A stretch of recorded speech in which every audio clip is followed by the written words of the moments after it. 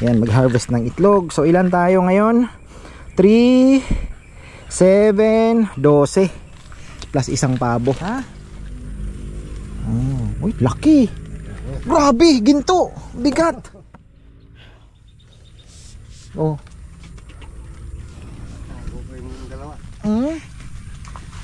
Nasugat ka ba? Ha? Yan sa baba meron din? Wala, tingnan nyo oh.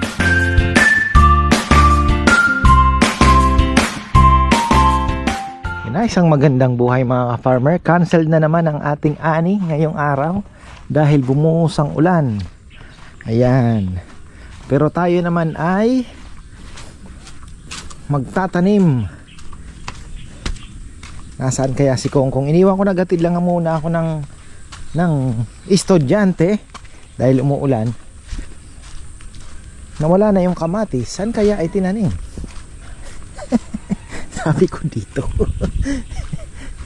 Saan mo na naman linagay yung kamatis? Ah, nalagay ko yan. Oo, kala ko linagay mo na. Papaya lang dito. Ha? Papaya. Ay, nais mo yung papaya? Maganda na oh, papaya natin. Lumalaki, kaya lang parang kulang sa timbog ng katawan. Ha? Dito nga sana, sa may baba. Dito na? Oo, tingin mo kaya?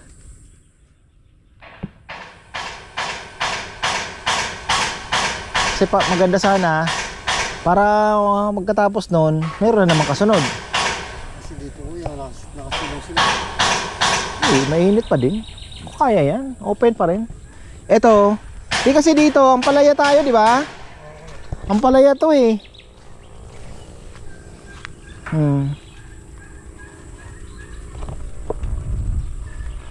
Wala nang ibang space kundi dyan sa may baba.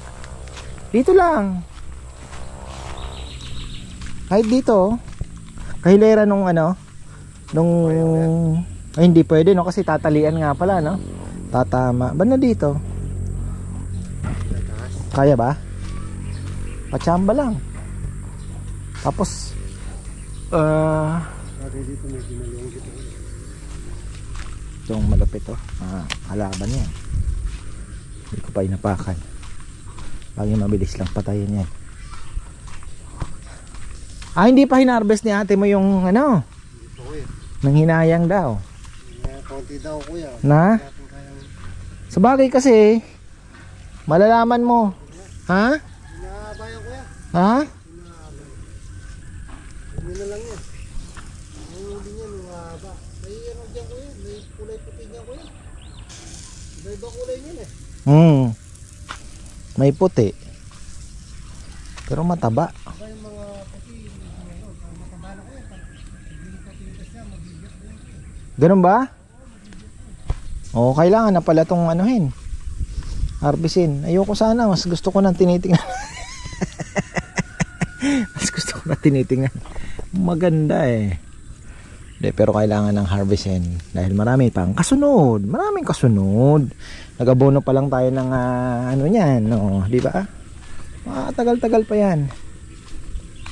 Tapos kukuhanan pa ng dahon yan. Oo. Ano? Ha? Didikit na. Okay lang, kunyari dito ka nagtanim. Hindi, yung tansi okay lang yan kasi aangat naman tong papaya eh. Aangat naman yan. Di yan maano. Kahit dito oh. Banda dito. Oo, yan, dyan. Ang pachamba lang naman yan eh. Kasi maganda sa kamatis, tingnan mo, hindi naman ganun ka ano sa space eh. Tingnan mo oh. Hindi naman siya ganun ka. Hindi naman magkakaano sa kalsada yan. Ganda na pa naman. Oh. Daming bulaklak oh. Daming buko yun. Ha? Oo no. Oh. Makaganda mga farmer. Sana naman eh. Iyak siguro tayo pag binagyo ito ah.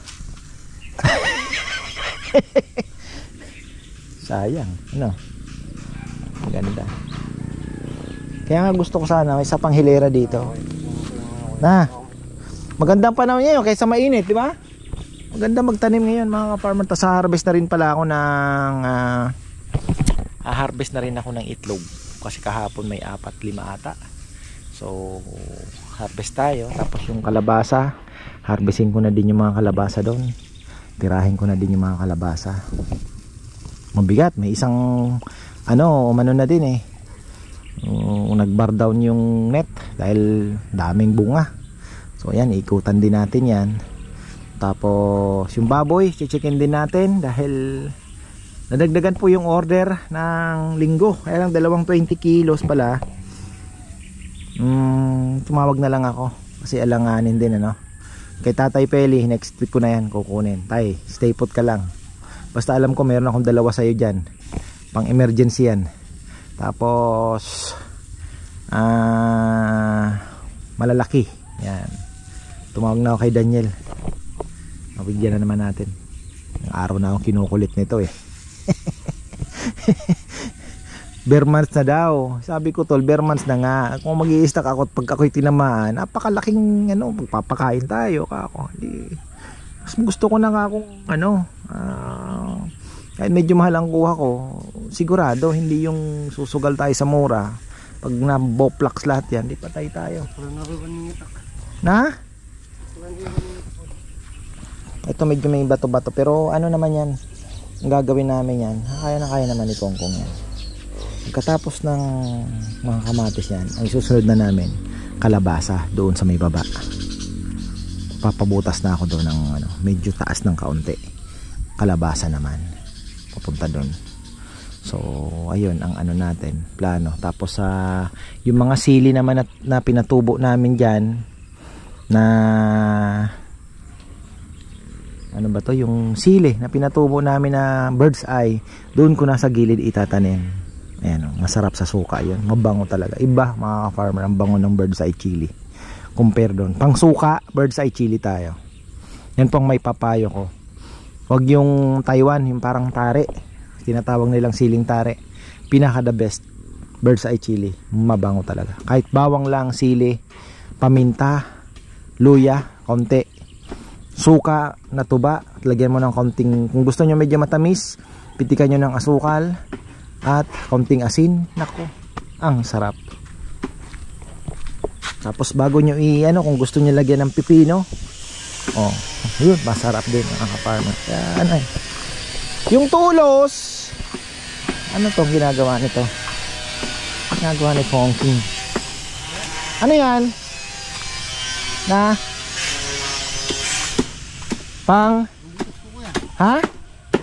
Pang butas. Ito kasi sabi ko sa yung tatanim natin dito? Sili ko yan. Siling tare Ang daming binigay sa akin. Bakit 2 kalahati? Ang in-order ko lang, madali kasi ako kahapon. Siling tare ako, kalahati tsaka kamatis. Tapos papaya, bakit naging 2 yung sili? Kaya nga ano kaya yun? Baka mamaya makikita mo naman kung siling tare yon. Hindi, baka mamaya ganito din yung binig. Hindi, maganda sana tari na. Tari dapat. Oo. Pero dapat ako yan sa tubig lang. May mga bato pa na diyan. Tari, pwede mo naman kayo din ng kaunti, palahin. Pitulak para gumanda. Yan, dito banda Hanggang dito lang naman yung niyan. Di ba?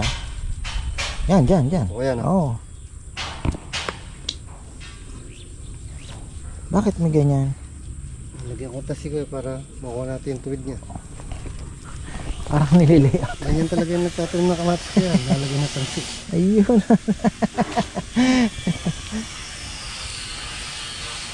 Meron pa tayong ganyan. Mahaba pa yung binili ko, di ba? Malak. Ano ko yun? Oo. Ayun. Nakasabit pala. Marami pa. Maganda kasi ito. Kaysa mag-istro-istro kayo. Ito matibay. Ito yung pantay ng sako ito. Ito humihiga na. Kung wala itong nakahiga na ito higa na Napakalaking bagay nung tali na to. Isang buwan. Diba? Hindi pwede yung tasiin. Oo. Higayan ko yan. Hanggang higa. Doon mo tasiin. Ang inano ko siguro baka hindi, mas maganda ito. Oo, kasi sasabit na yung ano niya eh. Ito, hindi na siya babagsak. Ito nga, tingnan nyo, umihiga ito ng kaunti. Oh. Yung kasi sinasabi ko na dadami yung bunga. Ah, Sobrang dadami. ganun ba yun? Ganun niya ko yun. Ganun dadami. Mga Pag humiga. Yan, yung pinaka-anak niya. Yan, dami. Ah, Yan o. okay lang naman yan.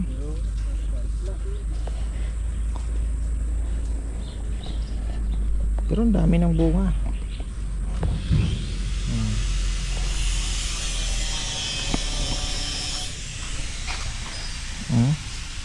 Nangin to. Tingnan nyo nga naman. Katuwa, no? Kaya tuloy-tuloy po ang paggawa namin ng fish amino acid. Napakagandang pwede ding i-spray, pwede ding ipangdilig po yun. Ganda. Abangan natin po si Kongkong. Bisitahin ko lang yung ating Pigeon Loft Project, mga ka-farmer. Ayan, mga hindi pa nakakalam. Nasa kabilang channel na ang ating Pigeon Loft. Si Esong po ay tuloy-tuloy dahil naando na sa kabila. Baka hinahanap ninyo dito sa ka-farmer channel. Wala po, nasa ka-farmer's loft si Esong, nagpipintura ng loft natin. Ha? Yun lang. Halaban din yan. Halaban din ng halaman yan. Saan sa ila? Ayun, no? May magnum pa ba tayo dyan? Yung ko kuya, ginamit natin ng Jexter. Apat pala, lagi tayo may magnum.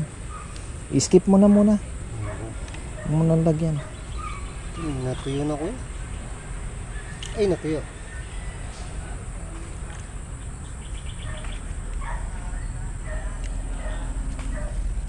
Tamang tama yan. Pag patapos na ito, pabunga naman yan. Oo kuya. Yan, sabuha to.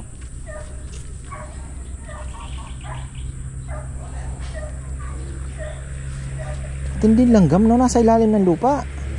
Pag hukay mo doon lala. Parang yung dito sa talisa, ay yung talisay na namamatay.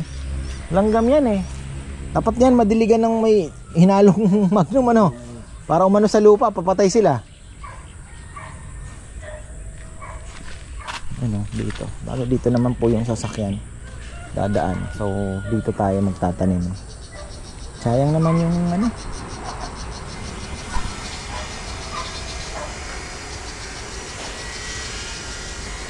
Pag kulang pa, okay na to, no?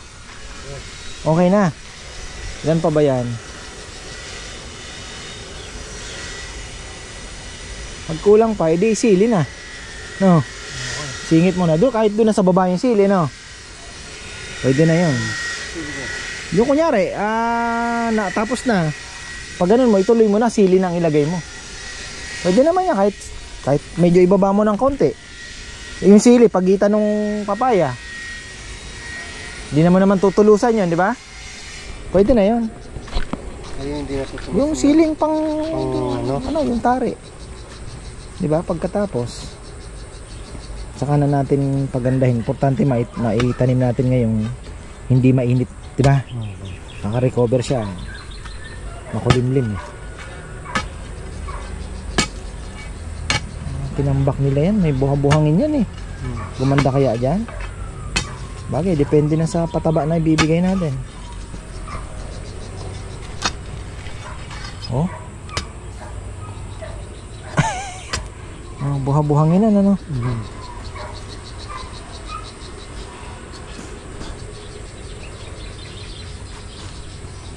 Tanim din ba kayo ng kamatis sa bundok? Oo kuya. Yun yung ginagawa namin. Yun lang kasi malambot mo kuya, di ba? Oo.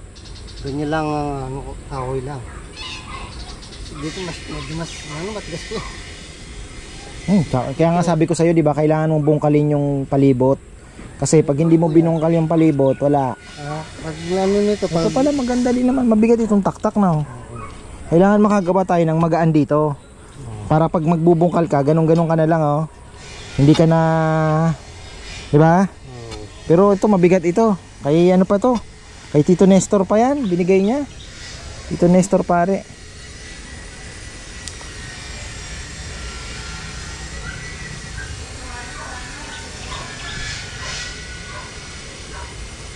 Sasabihan ko ng dilig niya kuya para Oo. meron silang inumin. Inumin talaga. Ano kasi, medyo natutuyo yung ilig. Mamaya tirahin natin yung ano. Harvest ako ng ano pala. Kalabasa. Kuhanin ko na yung kalabasa. Kahit mga bukas siguro pwede na harvestin tong ampalaya, no? Pag pinatagal mo dyan ako, mabibiyak eh. Ano, naarawan, naulan yan, no? Pero kunyari, pag patapos na, pwede na tayong magpabinhi para makamura naman tayo. Oo, pwede ka magpabili. Na? Tapos yun na lang itanim natin. Ha? Kaya nga, lumalaki pa eh. Grabe, mahal nung buto. 10 piraso, magkano? Ano eh? 120 yata, 100. Kaya nga gusto ko sana yung nakatubo na 10 piso din lang eh. Yung buto ganun din kasi siyempre yung lata kasi nakakatipid sila, di ba? Eh, binibenta nila 10 piso pero lata na yun eh, nakalata na. Mahal naman na yung nakalata. Kamatis. But nung nagtatanim kayo ng kamatis, ang binibili nyo buto din, nagpinapatubo nyo na lang. Mas makakamura kasi na. Ito kasi 2 piso isa eh. Medyo mapapamahal ka pero tipid ka naman sa oras. No? Hindi ka na magpapatubo. Oh. Tubo na agad. Kung nagmamadali ka, may bunga ka agad, no? Ano ko lang, masipag magdilig. Sa bundok, kahit na di mo nadilig, basta ganito na. Hindi, kung umuulan. Naulan. Eh kung di umulan, patay ka rin. Patay na. Dapat may drum ka doon. Medyo.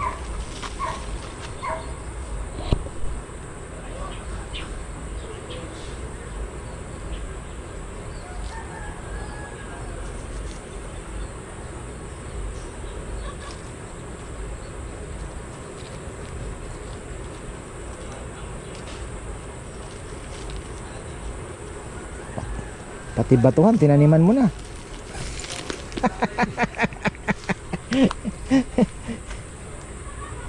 Mataas naman kuya yung kamatis mo. Hindi naman buwan to. Tingnan natin kung gaganda yung may bato na yan. Oh, dito, pwede na tayo maglagay ng ano naman. Dito, sili. Oh. 2 tree ang dumating eh. Ano eh, 2 kalahati. Di ko napansin yan. Mamadali kasi kami. Ayan, dito. Sili na lang. Dito pa sa may baba dyan.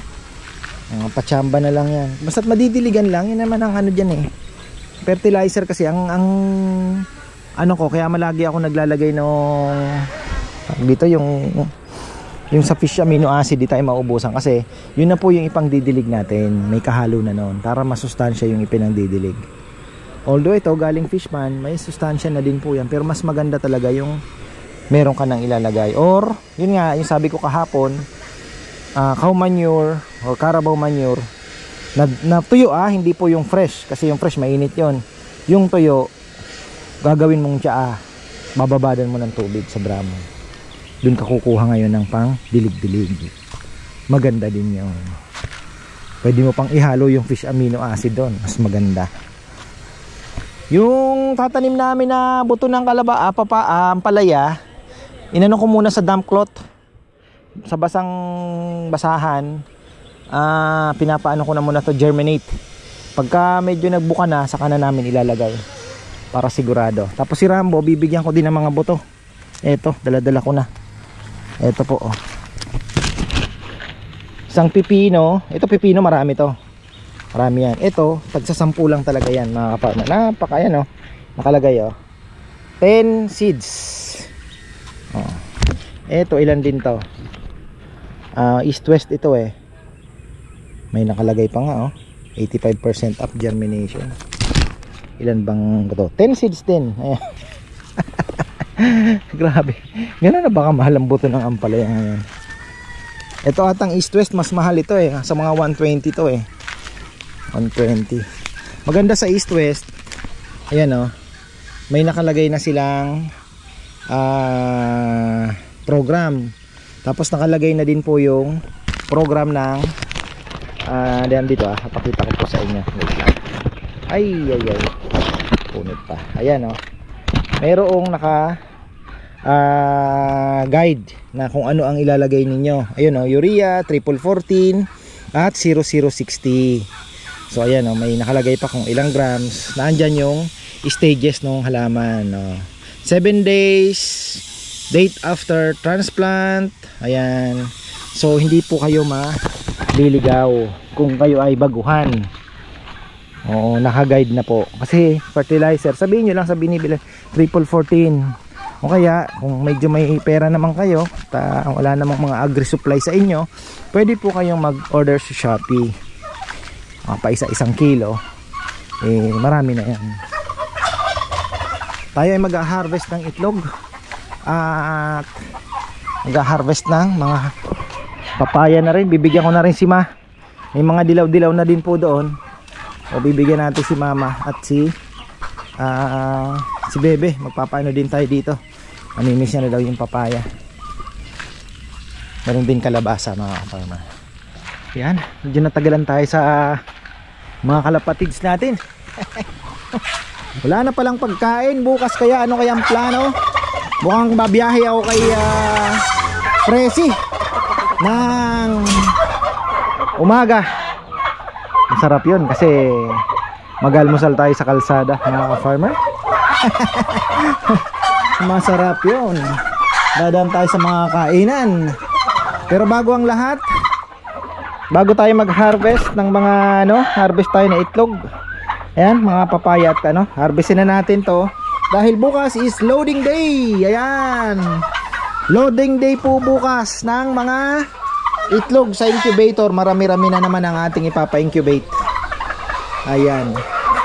Oy, ito meron din yan. Ayan, meron din. Kukunin natin lahat yan. At nako, sinubukan na natin. Ako po ay syempre nangihinayang din kumbaga parang ayoko din naman pong ipagkait sana sa mga manok yung karapatan nilang limliman kagaya nga nung sabi ko, nakakaawa din kasi syempre gusto mo din sanang ibigay sa kanila yung karapatan, diba? Kaya lang, yun nga po talagang tinitira may kumakain it's either manok din, kapwa manok nila. Hindi pa natin nakikita yung sino yung salarin na kumakain po ng itlog.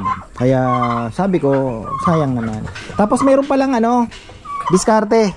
Kunyari, yung manok na hindi naglilimlim, ikukulong nyo po sa scratch pen ng mga ilang araw. Grabe ang pait ng mikusin. Sa kamay ko. So yun, doon nyo po muna ikulong sa scratch pen. Tapos pakainin nyo na lang doon. Tapos yun, mababalik siya sa normal niya. Ayan, kuhanin ko muna to. May isa na namang itlog ng pabo. Gustong gusto ni Chichi niyan. Ang sarap, sabi niya, Papa. Very good, Papa. Batang ito, sabi ko. Minsan nga isasama ko sila mag-harvest dito ng itlog para maranasan naman nila yung farm life. Di ba? So, ayan. Tatanim-tanim sila ng mama niya. So, unti-unti ko na pong i-introduce din sa kanila yung farm life ba na pakain ng mga hayop. Ayan, mag-harvest ng itlog. So, ilan tayo ngayon? 3, 7, 12 plus isang pabo. Ayan. Pwede na. Tingnan natin tong mga naitanim ni Kongkong. Ako, nanginginig ako. Parang gutom ako. Alam nyo.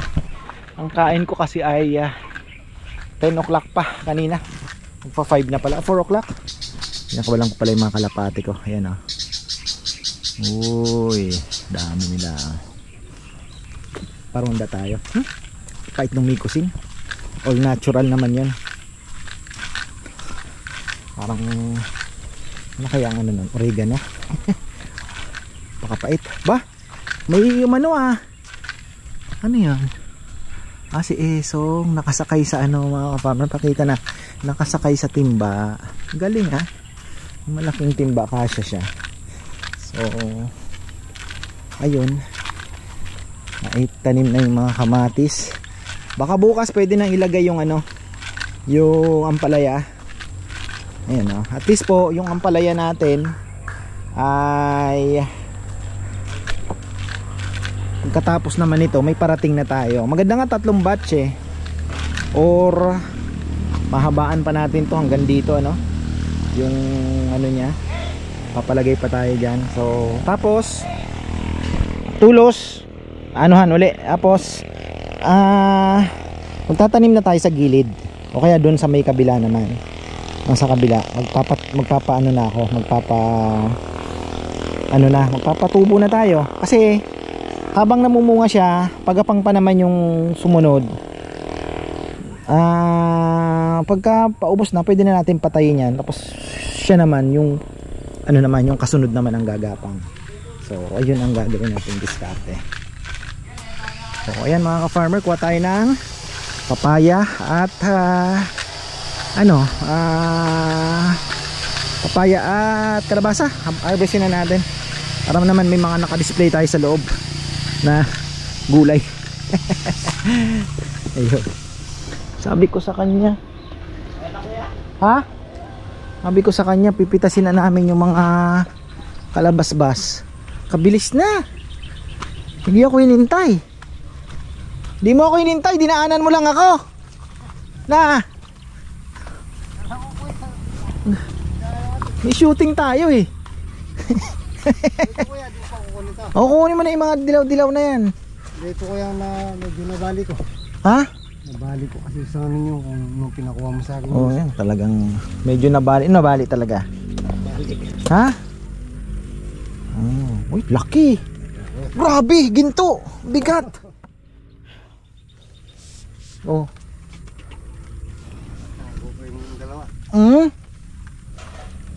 Kuya no? Oo. Saka yun. Ayan, oh. Paano ako makakapasok doon? Na? Ayan, 2 pa yun, oh.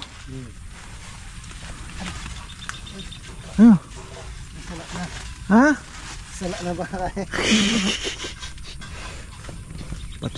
Pati pala dito, gumapang na din, oh. Na ano siya, kaya gumapang siya sa kalabasa, ay sa papaya. Galing nung nagawa nung ano talaga. Sila. Ha? Nakasabit lang yan kung oh.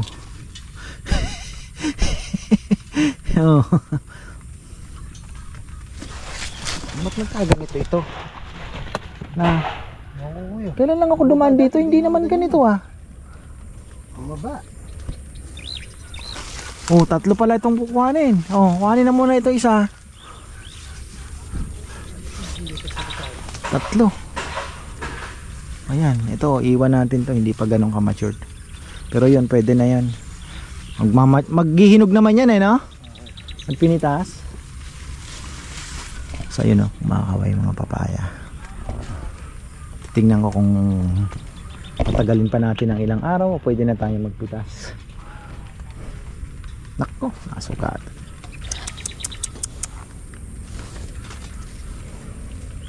Reject. Oh, ngapak dyan.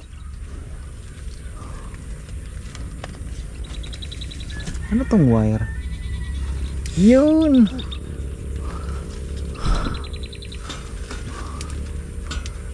Susunod kasi wag mong pagapangin sa ano, pinagapang mo eh.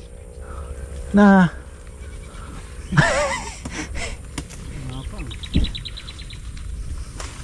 di ko din napansin, biglang parang sabi ko ba't ganun.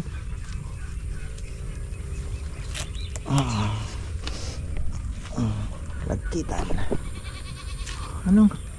Ito kuya? Ito pa, ayan, 2 yan. Ito iwan na natin to.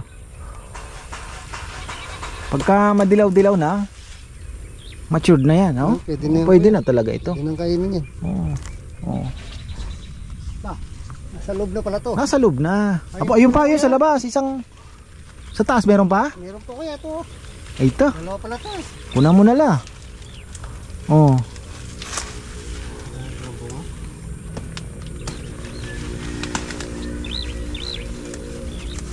Gusto mo ba? Ha? Kuya. Uwi ka na isa? Ikaw naman ang Benjamin, ha? Binibigyan mo ako kuya. Oo.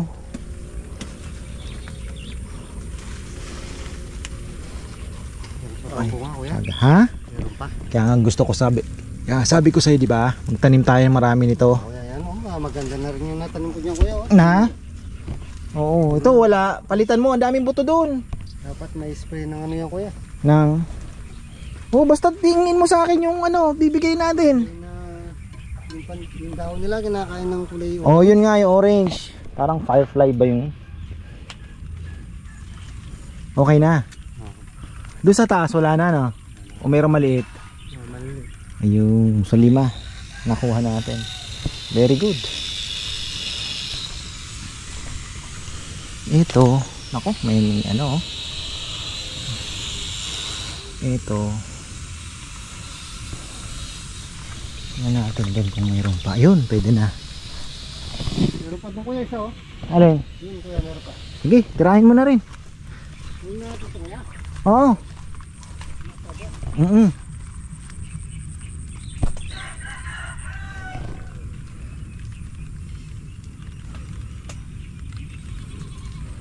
Tingnan natin kung mapapahinog natin to sa pagpinitas.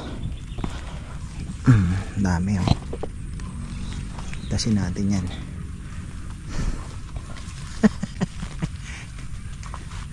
Nasugat ka ba? Ha? Yan sa baba meron din? Pala, tingnan nyo oh. Meron pa pala dyan. O ito. Something na.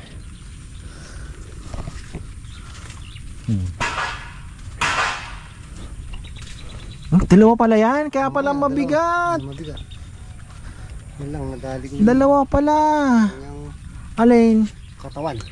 Paano nadali? Hindi naman namatay ah. Paano saan mo nadali? Dito, kuya, ito. Pinukuha ko yung isa, kuya, mataas. Pero hindi naman sana kung naapektuhan to. Kung naapektuhan yan, ibig sabihin hindi naman hindi siguro tuloy na nabali.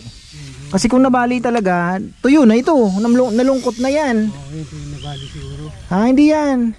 Kasi nalungkot na sana ito. Ito kinuha yun eh. Nabiyak lang pala, kuya. Hayaan mo lang. Naghihinog pa. Dali mo na lahat yan. Dapat pa nga sila tayo tinda. Habi ko nga sa'yo eh. Parang natutokso ako dito sa Tinda, kuya. Hindi pa lang yung papaya mo, kuya, oh. Hindi nga, pinapahinog-hinog ko pa nga. Mas matamis kasi yung medyo marami ng dilaw. Oo. Kaya chinecheck ko, baka hindi ko pa po napitasin. Mga ilang araw pa. Hintayin lang natin. Bigyan ko din si mama, papadala natin si mother. Tutuwa yun. Ayun oh, na-late lang si Leo eh. Na-late lang si brother Leo ah. Gusto niya rin nito oh. Hinarona. Balik ka brother oh. Papaya oh. Balik ka oh. Pangalanan ko na to. Ay. Marami. Malalaki din yung mga kasunod. Ayun doon oh. Maganda yung nag-fertilizer si Kongkong ng potassium. Bigla pong nabuo yung mga dulo. Yung mga ganyan dito. Ayan. Marami po ang nagtuloy. Tapos tatanggalin na natin. Marami ang nagtuloy. At bumintog yung mga papaya. Lumaki. Yung ayan oh. Tingnan niyo po yung maganda nito. Sundan uli ng ng abono. Potassium kasi pampatamis talaga yan. Pampatamis, pampalaki.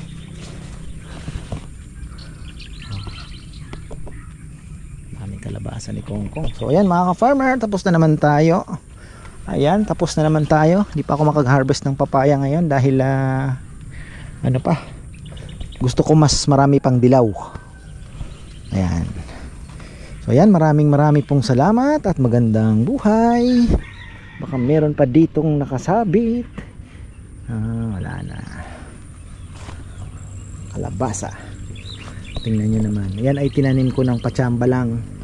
Ilang puno din sanang nabuhay. Nung naglinis sila, saktong-sakto naman, kakatubo pa lang nung kalabasan nung napaktapakan. Kaya ilan lang po ang nakasurvive. Pero ito pahaba, linagyan ko yan. Tapos hindi pa nag-ulan. Kaya ayun, ilan lang nakasurvive. Yan yung sinasabi ko, dapat talaga balikan. Alam niyo naman po kung gano'n tayo ka-busy. Kaya sabi ko mas maganda na mainam nang meron tayong isang tao. Uutusan ko kung anong gagawin. Dadirect natin kung anong gagawin para maging productive yung mga gilid-gilid dyan. So ayan mga ka-farmer, maraming salamat at magandang buhay.